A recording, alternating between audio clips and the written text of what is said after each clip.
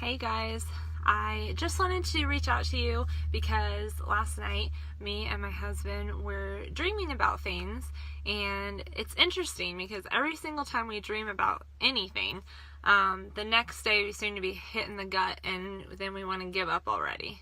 Have you guys ever felt like that? Like where you come up with this awesome idea, or maybe you've had an awesome idea for a while and you think, okay, now's the time, I'm gonna do it, and then you kind of get sucker punched in the gut. And you're like, okay, maybe this isn't the right time. That's kind of what happened today. So last night we set up an outdoor space at our home for the spring and summer. We love to enjoy time outside with our family. And we got it all set up and it was beautiful, and we were sitting there, and we live on a farm and we have a lot of land, and we're so blessed to live here. I mean, it's literally like the perfect spot for our family. But we have so many dreams for what we want to do with our space. Eventually, we want to have a grouping of tiny houses that we can host life coaching conferences in, and use the barn as kind of like a centralized area for those conferences. But we also want to have space where we can house women or single mothers who might be at risk of losing their children to the system, the foster care system, simply because they can't afford housing, or they're homeless, or they're in a domestic situation, whatever it is. We really want to partner with an organization who helps those women and provide housing for them on like a certain monthly basis, right? So it wouldn't be a permanent situation, but it would be a situation where they could come here.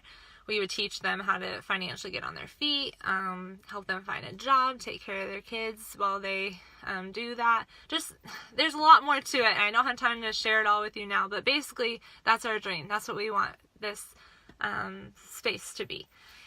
And so we're thinking, okay, maybe now's the time to start heading that direction. Obviously we can't do all that right now. We still have young kids. We still or the land here, a lot of it's still farmland, and so there's a lot of equipment here, so there's not really space to do that. But maybe taking that first step, like the first tiny house, we thought maybe now's the time. Well, then today I woke up and I started having these doubts, like, oh, am I even equipped to deal with this? Am I what do I have to offer these women? I can't relate at all to their circumstances.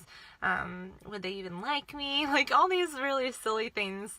And then getting an email with our bank statement and thinking, how in the world are we going to afford this? There's no way.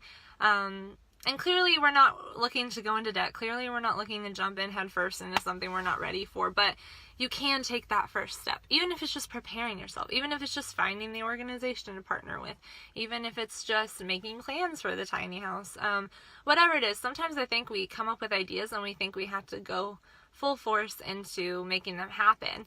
And I'm here to tell you, you don't.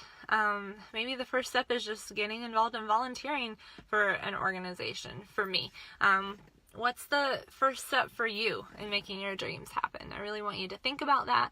I really want you to ignore those limiting beliefs that are in your head. I really want you to be a solver instead of a problem finder. A lot of us are problem finders. I can be that way sometimes, like last night when we were dreaming. Today I'm already finding a million problems with it, when really, instead of being a problem finder, I should be solving these problems and figuring out how to make it happen. Because if it's put on my heart, and it's been this way for a while in different phases, God has put this on my heart, it's gonna happen. No matter what I do, it's going to happen.